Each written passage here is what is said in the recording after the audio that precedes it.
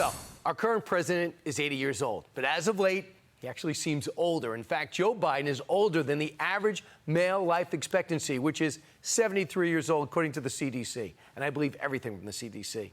And the media seems to be picking up on it. Now, we've known this for quite some time. They just seem to have done the math. That 80-year-old Biden is losing a step. We kind of see it, right?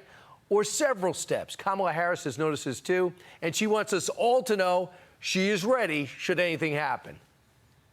Joe Biden's going to be fine, but let us also understand that every vice president understands that when they take the oath, that they must be very clear about the responsibility they may have to take over the job of being president. I am no different. Right. I would just wish she'd speak a little slower. She may think she's ready for the job, but is America ready for her? Don't think so. Here to weigh in is a man who's running to take that job as President of the United States, Senator from South Carolina, Tim Scott. Senator, do you feel, great to see you, sir. I know you've been busy. Brian. Senator, do you feel like you're running against, should you get the nomination, do you feel like you're running against Kamala Harris more than Joe Biden? I got to say, Joe Biden's age is not the problem. It's his incompetence that we should be very concerned with. However, if you want to hear the scariest words on any screen in the country, Kamala Harris is ready to be your president. That should scare the dickens out of all of us. Joe Biden's failure is undeniable and can be measured in the pain that the average family is feeling, loss of thousands of dollars of spending power, a wide open, insecure, and unsafe border.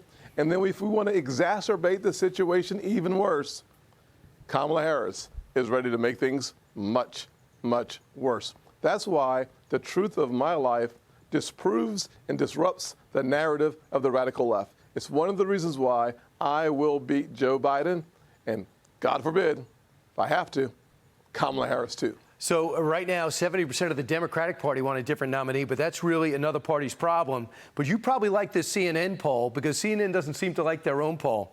They say head-to-head, Joe Biden loses to almost every Republican candidate except for Vivek Ramaswamy, and they have you beating Biden by 2 points. Why do you think that is?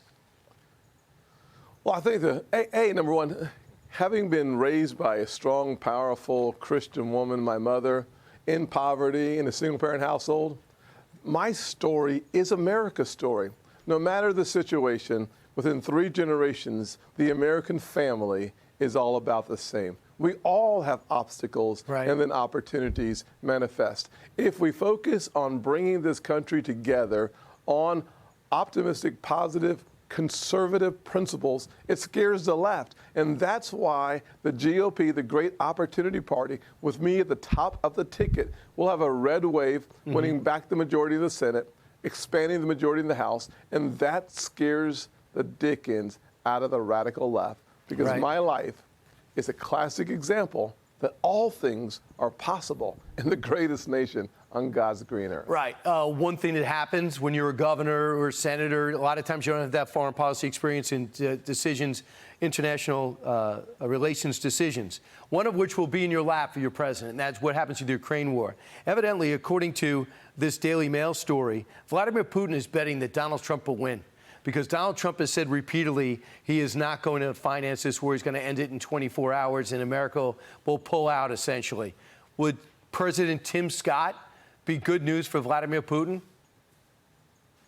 Really bad news for a murderous dictator named Putin. There's no doubt that the Russian genocide in Ukraine has devastated not only the Ukrainian people, but it's also threatened NATO territory that's contiguous with it. More important than anything else is what is America's national vital interest in Russia.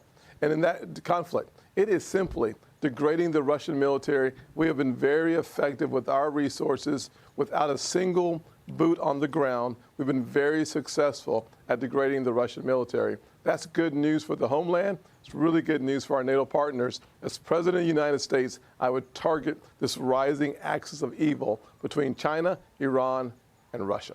And now add in North Korea, looks like Iran. We do have a legitimate axis. It seems like a lot of spokes in that wheel of evil. I want to bring you to Getting another. bigger. Yeah, it really is. I want to bring it to, so you'll finance the war. That's interesting, Senator, because people like Josh Hawley and others just want to cut it off, Rand Paul and even the president, the former president. I want to bring you to another Axios story. And this headline, you might have caught your attention. GOP donors are privately pushing to Senator Tim Scott to give more details about his private life, your single status. So you must have heard this, and you got to be attuned. Without donations, without support, you can't run. What is your status? Well, obviously, at this point, I'm taken. I have a wonderful girlfriend, and we have a wonderful relationship. The good news is God has blessed me with a smart Christian woman. That's great news. But more importantly is why are the headlines there? The headlines are there because as I rise in the polls, as people show up at my town halls, it scares even my opponents.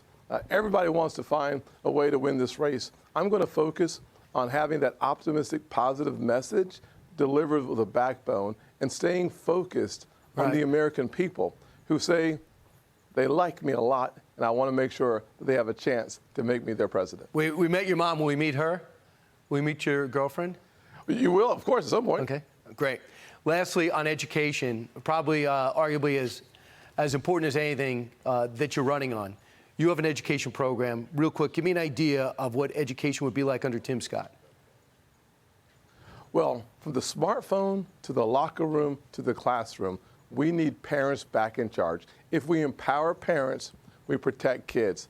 School choice from C to shining C, parental consent for kids under 14 to get on their social media platforms, and most importantly, God made you a man. Play sports against men. It should be a no-brainer, but evidently in this country right now, it's not. Senator, I know I literally grabbed you off the trail to have a few some quality minutes tonight. Thanks so much.